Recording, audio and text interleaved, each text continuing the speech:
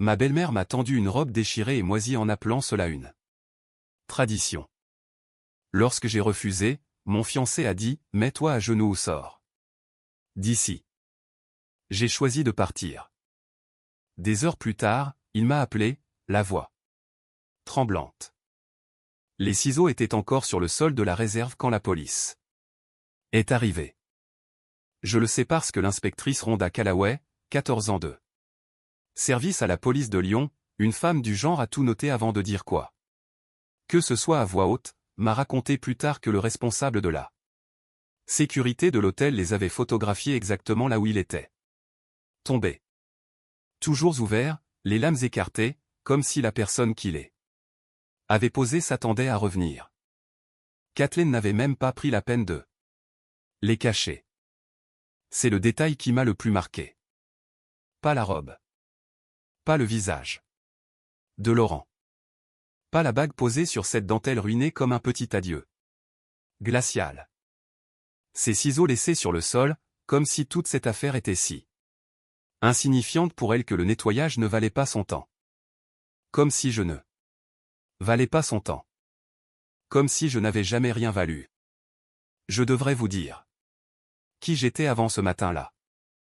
Parce que le contexte compte et parce que j'ai passé 7 ans à être lentement convaincu que ma version des faits n'était pas fiable. Je m'appelle Elisabeth Marsh. J'ai 34 ans. Je suis ergothérapeute agréé. Avec un cabinet dans le quartier de la Croix-Rousse à Lyon. Je dirige une petite clinique avec 3 employés, principalement pour des patients pédiatriques, des enfants qui ont besoin que quelqu'un croie qu'ils sont capables de plus que ce que le monde attend d'eux. Je suis, par nature et par formation, une personne patiente. Je suis aussi, par nature et par formation, quelqu'un qui remarque des choses que les autres ignorent. J'ai remarqué des choses chez Kathleen Hargrove. Pendant 6 des 7 années où j'ai été avec son fils. Je me disais que cela ne signifiait pas ce que je pensais. J'étais très doué pour ça. Laurent et moi. Nous sommes rencontrés lors d'un congrès à Strasbourg. Il présentait un projet sur le développement immobilier commercial. J'assistais à un atelier sur les environnements adaptatifs. Et nous avons fini au bar de l'hôtel à débattre joyeusement pour savoir si les bureaux en espace ouvert étaient réellement productifs ou simplement un moyen de faire passer la surveillance pour de la collaboration. Il était drôle. Il était chaleureux.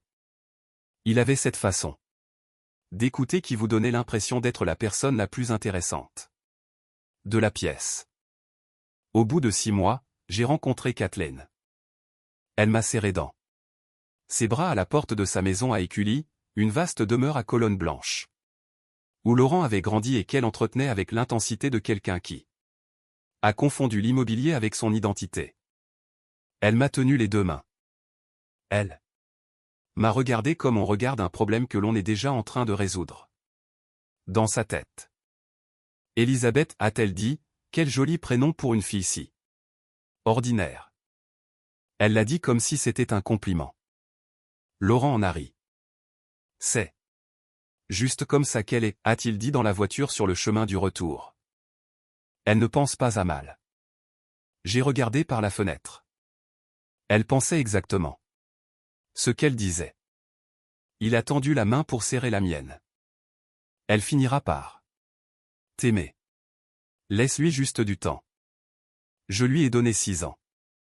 Elle a utilisé chacune de ces années. L'escalade a été si graduelle. Je veux vous dessiner un graphique. Première année. Petit commentaire sur mon apparence. Mes cheveux. Mes vêtements, ma façon de tenir ma fourchette, prononcée devant Laurent, qui souriait et changeait de sujet.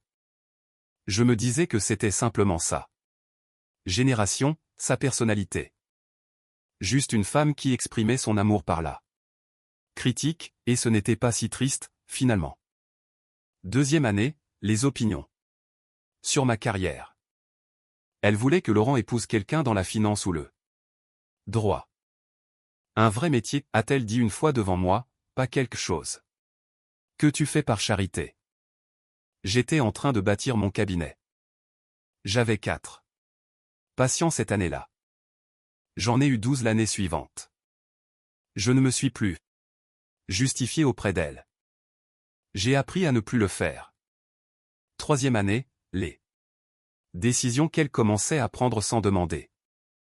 Le menu des fêtes pour lequel j'avais proposé mon aide m'a été rendu avec tout ce que j'avais suggéré. Rayé.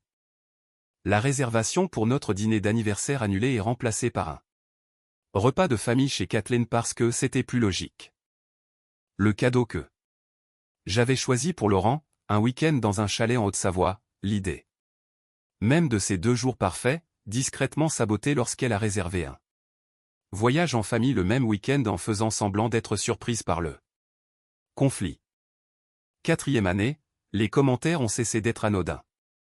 Elle a dit à Laurent, lors d'un dîner avec les 2 familles, qu'elle espérait que je comprenais dans quoi je m'embarquais, que Laurent avait des besoins qu'elle avait passé des années à gérer, et que je devrais être réaliste quant à mes capacités à faire face. J'ai observé le visage de Laurent de l'autre côté de la table. Il regardait son assiette.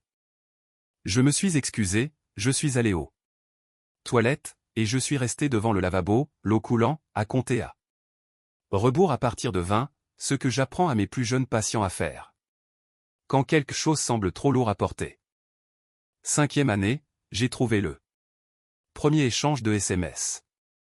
Laurent avait laissé son téléphone sur le comptoir de la cuisine, écran allumé. Un message de Kathleen s'est affiché. Je n'essayais pas de lire. Je ne fouinais pas, mais quand un message dit « A-t-elle enfin parlé d'enfant ?»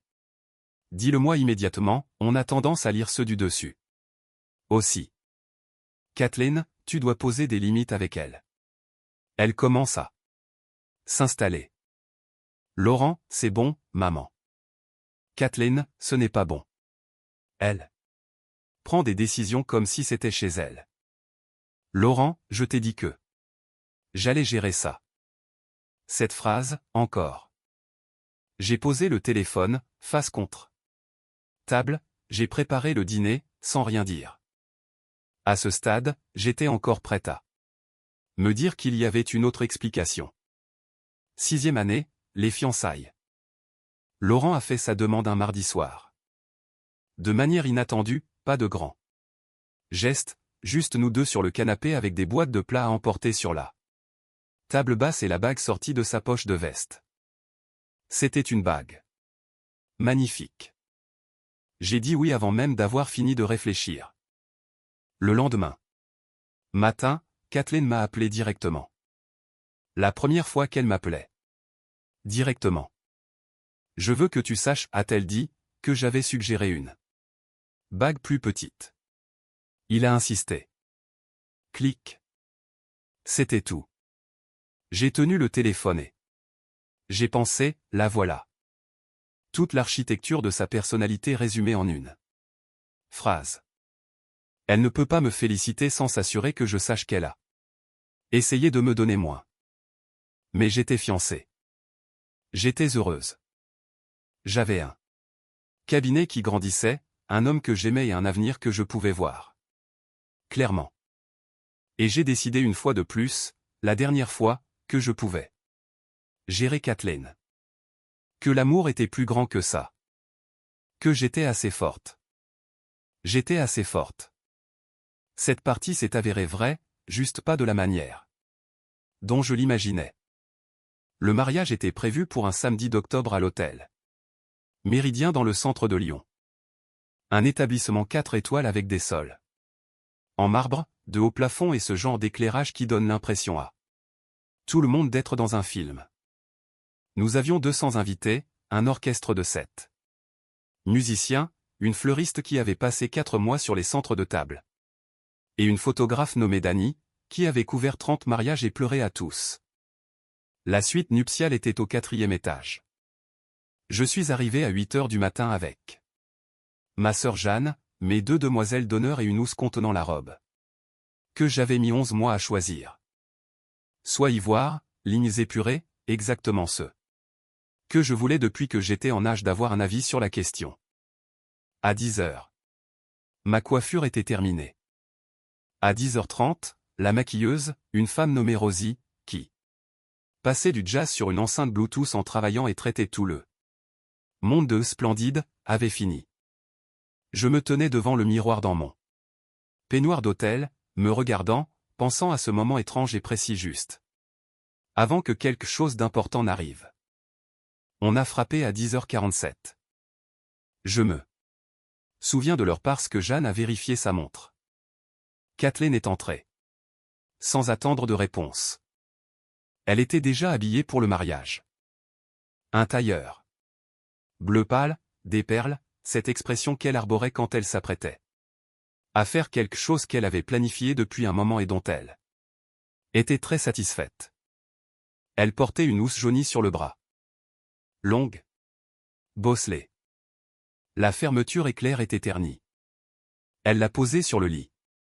Elle m'a souri. Tu porteras ça aujourd'hui, a-t-elle dit. C'est notre tradition. La pièce est devenue silencieuse d'une manière particulière. Comme le deviennent les pièces quand tout le monde présent comprend que quelque chose est en train de se passer, mais que personne n'a encore décidé s'il fallait le reconnaître. J'ai ouvert la housse. L'odeur m'a frappé en premier. De la moisissure. Du vieux parfum rance. Quelque chose en dessous que je ne pouvais pas nommer. Doux. Et pourri. La robe à l'intérieur. Ce n'était plus une robe. Pas vraiment. C'était la forme d'une robe. Blanche, où elle l'avait été, maintenant jaunie. Jusqu'à la couleur des vieux journaux. La manche gauche était arrachée au niveau de la couture de l'épaule, ne tenant plus que par quelques fils. L'ourlet était noir par endroits, pas de la saleté, quelque chose de plus ancien incrusté. Le corsage avait une longue déchirure sur le côté droit, déchiquetée comme si quelque chose s'y était accroché. Je l'ai regardé pendant un long moment. Puis, j'ai regardé Kathleen. Qu'est-ce que c'est, ai-je dit. La robe de mariée de ma mère, a-t-elle dit. Chaque marié de cette famille la porte le jour de son mariage. Je me suis tourné vers Laurent. Il se tenait près de la fenêtre. Il était arrivé avec sa mère. J'ai enregistré, de loin, qu'il était venu avec elle, pas séparément. Et il se tenait les bras croisés avec cette expression qu'il prenait quand il avait déjà pris une décision et qu'il attendait que je finisse par le comprendre. Laurent, ai-je dit, qu'est-ce que c'est? C'est la tradition, a-t-il dit. Mais là, la pièce était complètement immobile. Jeanne a fait un bruit. Petit, involontaire, comme quelque chose qui tombe. Je ne porterai pas cette robe, ai-je dit. Calme, factuel. La façon dont je parlais à un enfant dans ma clinique à qui on venait de dire quelque chose d'injuste. Je t'entends. Voici ce qui est vrai. Et Laurent a décroisé les bras. Et a dit, je vais entendre cette phrase pour le reste de ma vie. Mets-toi à genoux, excuse-toi auprès de ma mère et mets la robe. Il n'a pas élevé la voix. Il n'a pas cligné des yeux. Il l'a dit comme on dit quelque chose qu'on a été autorisé à dire. La bague à ma main gauche semblait très lourde. Je me suis penché et je l'ai retirée. Je l'ai posée sur la housse, sur cette robe en ruine, pourrie, et je l'ai regardée là pendant une seconde. Puis j'ai pris mon sac personnel, celui avec mon téléphone, mon portefeuille et mes clés. Et je suis sorti. J'ai réussi à atteindre l'ascenseur avant que Laurent n'appelle. J'ai regardé son nom s'éclairer sur mon téléphone, j'ai appuyé sur le bouton du hall, j'ai regardé les portes se fermer. Dans le hall, je me suis assis sur une chaise près de l'entrée et j'ai répondu à son deuxième appel. Sa voix tremblait énormément, non pas de chagrin, mais de quelque chose de plus serré. De la panique. Elisabeth, reviens tout de suite. Le directeur de l'hôtel, la police. Ma mère dit que tu as fait quelque chose. De quoi? Tu parles? Les caméras de sécurité. Sa voix a baissé. Dans le couloir. Devant ta chambre. Je me suis arrêté. Les caméras. C'était un hôtel 4 étoiles. Bien sûr qu'il y avait des caméras dans les couloirs, les cages d'escalier, les entrées de service. Le genre d'hôtel qui prend la responsabilité. Au sérieux a des caméras partout et garde les images pendant 30 jours. Quoi? Propos d'elle, ai-je dit. Reviens juste. On peut arranger ça avant qu'il ne. Laurent. Ma voix était très stable. J'ai remarqué ça à propos de moi. Mes mains étaient stables aussi. Qu'est-ce qu'il y a sur les caméras? Silence. Dis-leur la vérité, ai-je dit. Elisabeth, ne fais pas ça. Pas un. Est-ce que tu vas bien? Pas un je suis désolé, pas même un s'il te plaît. Reviens, je t'aime. Juste une autre instruction. Une autre tentative de gestion. 7 ans de cette voix me disant quoi faire, enveloppée dans un ton calme qui était censé ressembler à la raison et qui a toujours ressemblé à un plafond. J'ai raccroché, j'ai appelé Jeanne, je lui ai dit où j'étais, je lui ai dit de me rejoindre quand elle pourrait. Ensuite, je me suis assise dans le hall de l'hôtel Méridien dans ma robe de mariée en soie ivoire, ma bague de fiançailles dans mon sac et mes mains très immobiles sur mes genoux, et j'ai attendu. Jeanne est arrivée avec Rosie, la maquilleuse, qui avait apparemment décidé que c'était désormais aussi sa situation, et qui n'allait pas partir. Elles ont traversé le hall comme un petit convoi déterminé. Jeanne a jeté un seul regard à mon visage et a dit « Dis-moi tout ». Je lui ai tout dit. Pendant que je parlais, Jeanne a appelé le service client de l'hôtel et a demandé à parler au responsable de la sécurité. Il s'appelait Franck Ducas, 22 ans dans la sécurité hôtelière, le genre d'homme qui avait vu toutes les permutations possibles de drames de mariage et qui avait cessé d'être surpris par quoi que ce soit. Il nous a reçus dans un petit bureau près de la réception. Il était professionnel et prudent, et il nous a dit qu'il était déjà en contact avec l'agent de police responsable du secteur. L'agent va vouloir vous parler. A-t-il dit. À propos de quoi, a demandé Jeanne. Franck Ducas a posé ses mains à plat sur le bureau. Nous avons des images, a-t-il dit, d'une femme en blazer gris retirant une housse de vêtements du couloir devant votre suite vers 8h52 ce matin. Elle est entrée dans une réserve au même étage. Elle y est restée pendant 11 minutes. Elle en est sortie sans la housse et est retournée à la suite. Environ 45 minutes plus tard, elle est sortie de la suite en portant la housse. À quel moment la housse semblait avoir un contenu différent. La pièce était très calme. Savez-vous qui est cette femme, m'a-t-il demandé. Kathleen Hargrove, ai-je dit.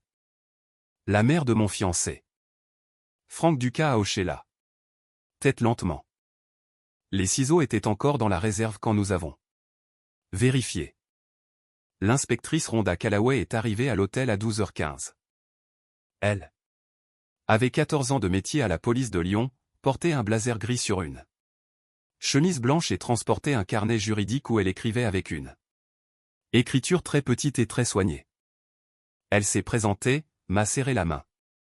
M'a regardé avec l'attention directe et sans hâte de quelqu'un qui essaie de déterminer à quel genre de personne il a affaire avant de dire quoi que ce soit d'important. Elle était aussi visiblement une femme qui avait entendu beaucoup d'histoires. Racontez-moi votre matinée, a-t-elle dit. Je l'ai fait. J'étais organisée, précise. Je lui ai donné des heures, des noms, des citations mot pour mot quand je pouvais. Elle a tout noté. Elle a posé des questions de clarification. Elle n'a pas fait de bruit de sympathie ni ne m'a dit qu'elle me croyait. Elle a juste écrit. Quand j'ai eu fini, elle a levé les yeux. Avez-vous une documentation sur un comportement antérieur de Madame Hargrove? Quelque chose par écrit? Jeanne, qui était assise à côté de moi, m'a regardé. Montre-lui, a dit Jeanne. Je l'avais sur moi depuis le hall. Pas intentionnellement. C'était sur mon téléphone toute la semaine, un fil de discussion que j'avais remarqué et ignoré. Laurent me l'avait transféré par accident le lundi précédent, et à l'époque, j'avais supposé que c'était une erreur, une longue chaîne de mes familiaux sur la logistique qu'il avait voulu envoyer ailleurs. J'avais commencé à le lire correctement dans le Holland. Attendant Jeanne. Le fil de discussion incluait des messages entre Laurent et Kathleen de la veille du mariage. J'ai tendu mon téléphone à l'inspectrice Callaway. Elle a lu. Elle a fait défiler. Elle a relu. Elle va forcer là. Question de la robe demain matin, avait écrit Kathleen. Laurent, ne fait pas de scène. Kathleen, alors fait en sorte qu'Elisabeth se comporte bien. Laurent, si elle commence à faire du cinéma, je gérerai ça. L'inspectrice Callaway a posé le téléphone sur le bureau entre nous. Il savait, a-t-elle dit. Pas une question. Il savait, ai-je dit. Elle a écrit quelque chose sur son carnet, l'a entouré une fois. Je vais avoir besoin que vous me transfériez ce fil de discussion, a-t-elle dit. Et je vais avoir besoin d'une déclaration formelle. Pouvez-vous le faire aujourd'hui? Oui, ai-je dit. Bien. Elle m'a regardé fixement. Madame Hargrove est actuellement en conversation avec mon collègue à l'étage. Je veux que vous sachiez que l'hôtel poursuit cette affaire. Pour dommages matériels. Votre robe dans votre suite a été expertisée. Une réparation peut ne pas être possible. Quelque chose s'est déplacé dans ma poitrine. Pas du chagrin. Quelque chose de plus précis. Le sentiment aigu d'avoir ses soupçons confirmés. Le sentiment d'avoir raison à propos de quelque chose dont on voulait désespérément avoir tort. Je comprends, ai-je dit. Avez-vous un avocat? J'en aurai un dans une heure, ai-je dit. Mon ancienne colocataire d'université, Priya Anand, est aujourd'hui avocate en droit civil.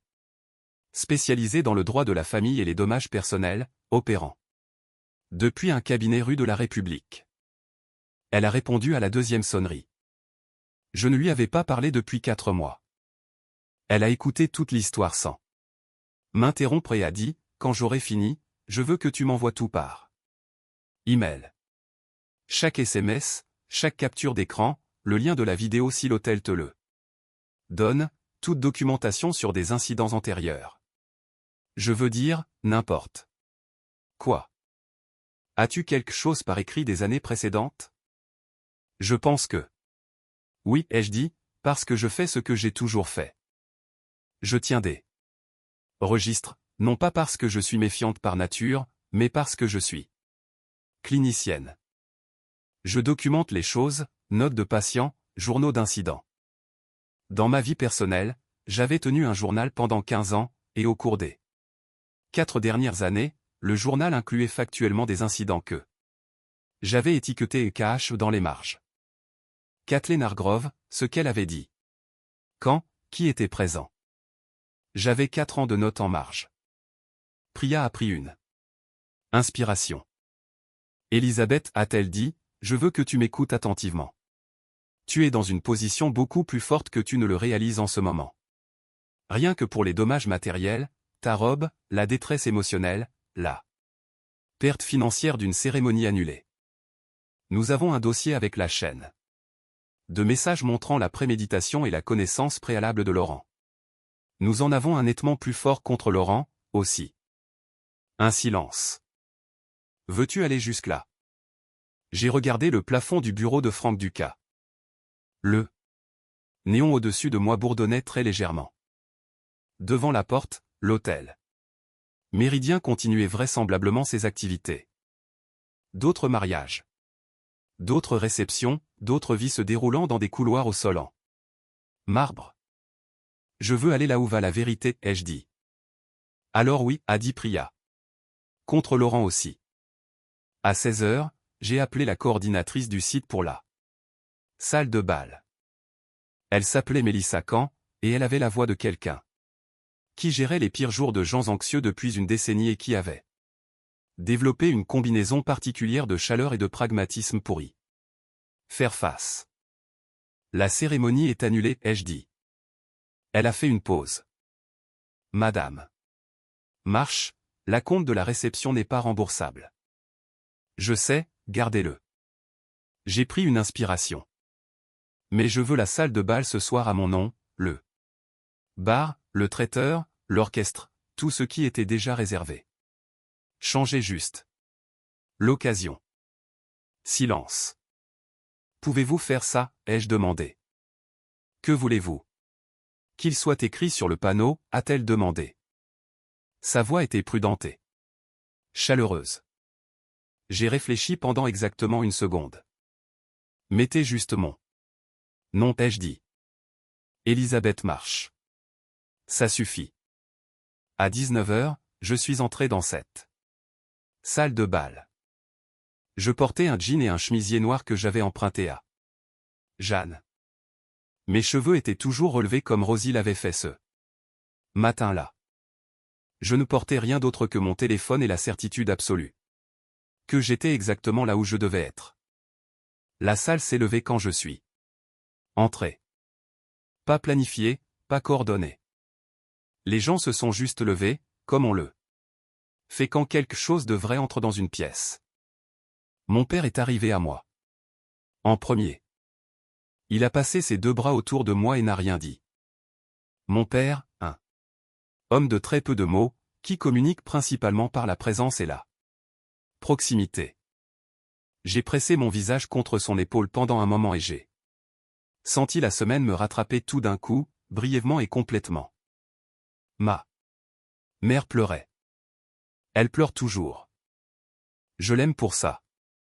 Jeanne m'a tendu une coupe de champagne dès que j'ai émergé.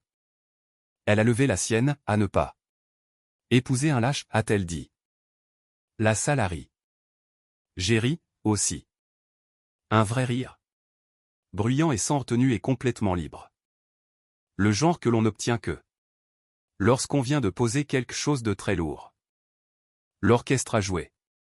La nourriture était extraordinaire. Mon ami Marco a dansé avec 4 femmes différentes à la suite. La photographe, Dani, qui était revenue sans qu'on le lui demande parce qu'elle a dit qu'elle ne savait pas quoi faire d'autre d'un samedi soir réservé, a pris des photos toute la nuit que j'ai regardées plusieurs fois depuis. Des photos de gens étant réellement heureux, ce qui est plus rare que ce que les photos de mariage suggèrent généralement. Laurent a appelé à 21h47. Je suis sorti dans le couloir. Il pleurait, de façon laide. Ouverte, haletante, le genre de pleurs qui ne vient que lorsqu'on a passé beaucoup de temps à jouer la composition. Et que la performance s'est finalement effondrée sous le poids des conséquences. Elisabeth, a-t-il dit, ma mère. Elle a été inculpée. Malveillance criminelle, dommages matériels. L'hôtel porte plainte aussi. Tout le monde sait que c'est. S'il te plaît, dis juste que c'était un malentendu, que tu as surréagi. Juste. Je me tenais dans le couloir de l'hôtel Méridien dans le chemisier noir de Jeanne avec le son de l'orchestre qui passait à travers la porte derrière moi. Surréagi, ai-je dit. Elisabeth, tu lui as dit de me faire bien me comporter, Laurent. Ma voix était calme. Précise. J'ai les messages. Rhonda a les messages. Priya a les messages. L'hôtel a les images. Tu savais ce qu'elle planifiait, et tu es resté dans cette pièce et tu m'as dit de me mettre à genoux. J'ai fait une pause. Il n'y a pas de malentendu. Pour la première fois, tout le monde comprend parfaitement. J'ai raccroché, je suis rentré, j'ai dansé avec mon père. C'est là que l'histoire aurait dû se terminer. Propre, complète. Ce n'était pas le cas. 3 semaines plus tard, un mardi soir, mon téléphone a sonné à 2h14 du matin. Numéro inconnu. Indicatif de Lyon. J'ai failli laisser passer. Mon pouce a hésité au-dessus du bouton rouge, et quelque chose, je ne sais pas quoi, quelque chose d'animalé. D'éveiller dans la partie du cerveau qui reconnaît le danger avant que le reste de vous ne le fasse, m'a arrêté. J'ai répondu. La voix était celle d'une femme. Basse et prudente. La façon dont on parle quand on est dans une pièce où on n'est pas censé être. Elle a dit, est-ce qu'Elisabeth marche? Oui, ai-je dit. Je m'appelle Claire, a-t-elle dit. J'étais la fiancée de Laurent Hargrove avant vous. L'appartement était très sombre. Je me suis assise et j'ai allumé la lampe. J'ai besoin que vous m'écoutiez, a-t-elle dit. Et ensuite. J'ai besoin que vous décidiez jusqu'où vous voulez mener ça. Parce que ce qui vous est arrivé à cet hôtel. La robe, les caméras, toute la mise en scène. Ce n'était pas la première fois. Ma main s'est serrée sur le téléphone. Elle me l'a fait à moi aussi, a dit Claire. Il y a 4 ans. Hôtel différent, robe différente, même ciseaux.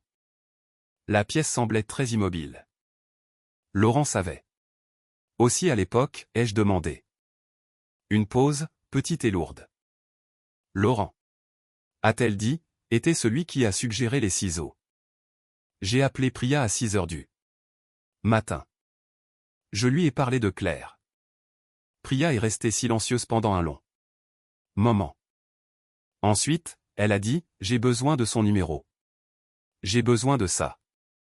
Documentation.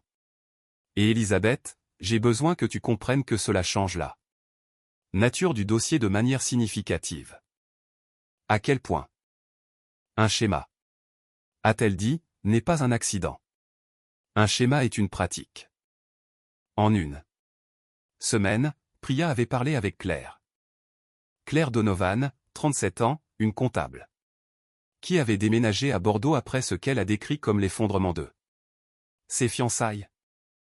Et qui avait passé 4 ans à essayer de décider si ce qui lui était arrivé était réel ou si elle avait simplement échoué à un test qu'elle ne savait pas qu'elle passait. Elle avait de la documentation, des photographies, un journal. Elle avait enregistré dans un dossier sur son téléphone un SMS de Laurent Hargrove daté d'il y a 4 ans qui disait: elle doit comprendre sa place avant la cérémonie. Maman a une idée. Priya a compilé le tout dans un seul dossier. L'inspectrice Callaway, quand elle l'a reçu, s'est penchée dessus pendant une journée. Ensuite, elle m'a appelé. Les charges initiales contre Kathleen Hargrove restent, a-t-elle dit. Mais ceci. Le schéma, l'incident antérieur, la documentation de l'implication de Laurent. Cela va au bureau du procureur. Ce n'est plus une affaire de dommages matériels. Qu'est-ce que c'est? Ceci, a dit l'inspectrice Callaway, 14 ans de service, une femme qui écrivait tout avant de dire quoi que ce soit, est une conspiration pour commettre du harcèlement, et potentiellement plus, selon ce qui ressortira d'autres. Le bureau du procureur a assigné l'affaire à un procureur adjoint nommé Mark Webb. Il avait 39 ans, était méthodique, le genre d'avocat qui pose des questions que vous ne voyez pas venir parce qu'il a déjà 3 longueurs d'avance sur là où vous pensez que la conversation va. Il a fouillé le passé de Kathleen. Il a trouvé Claire. Il a trouvé, par l'intermédiaire de Claire, 2 autres femmes. Une qui avait rompu ses fiançailles avec le frère aîné de Laurent, Daniel, il y a 7 ans dans des circonstances similaires. Une qui avait simplement disparu de l'orbite de la famille sans qu'aucune explication ne puisse être fournie. L'image qui a émergé n'était pas une tradition familiale originale.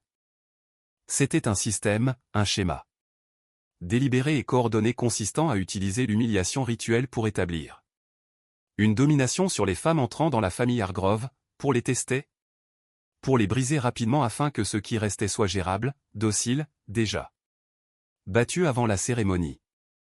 Kathleen Hargrove a été inculpée en novembre de malveillance criminelle, harcèlement, et après que Mark Webb ait passé 6 semaines à construire le dossier de schéma de conspiration.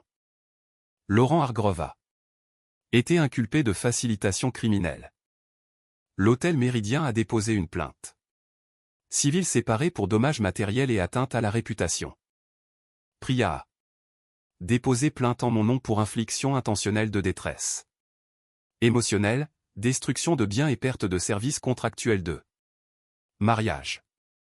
L'avocate de Claire Donovan a déposé plainte à Bordeaux. Les dossiers étaient séparés, mais ils racontaient la même histoire, et les histoires ont tendance à devenir plus bruyantes quand il y a plus de voix pour les raconter. J'écris ceci 14 mois après le matin avec la housse et les ciseaux et la bague. Les affaires criminelles avancent toujours dans les tribunaux. Ces choses prennent du temps, comme Mark Webb me le rappelait calmement chaque fois que j'appelais. Laurent a conclu un accord de plaidé coupable en septembre. Le procès de Kathleen est prévu pour le printemps. Le règlement à l'amiable civil est arrivé en août. Je ne suis pas autorisé à discuter du montant précis.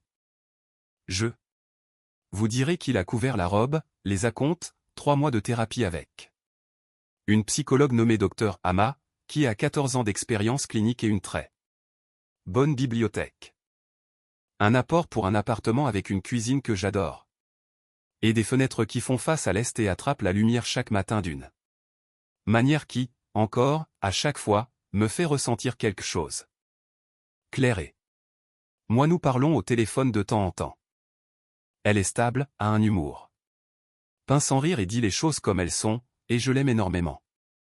Nous ne nous sommes jamais rencontrés en personne. Nous le ferons probablement un jour. Mon cabinet a 12 patients maintenant. L'un d'eux est un petit garçon de 7 ans qui a passé un an à se faire dire qu'il ne pouvait pas faire les choses. Et qui, le mois dernier, a attaché ses propres chaussures pour la première fois. Et m'a regardé avec une expression d'un tel étonnement que j'ai dû détourner le regard pendant une seconde pour me ressaisir. C'est la partie qu'ils ne mettent pas dans l'histoire virale. La partie après le travail lent, ordinaire. Réellement bon, de construire quelque chose qui vous appartient entièrement. J'ai gardé la bague, non pas parce que je la voulais, parce que Priya a dit qu'elle était légalement à moi. Un cadeau conditionnel qui avait rempli ça. Condition. Et parce que laisser Kathleen Hargrove la garder, même symboliquement, semblait être une concession de trop. Elle est dans une boîte. Dans mon placard maintenant. Je ne la regarde pas, mais je sais qu'elle est là. Ce que je regarde, ce sont les fenêtres orientées à l'est.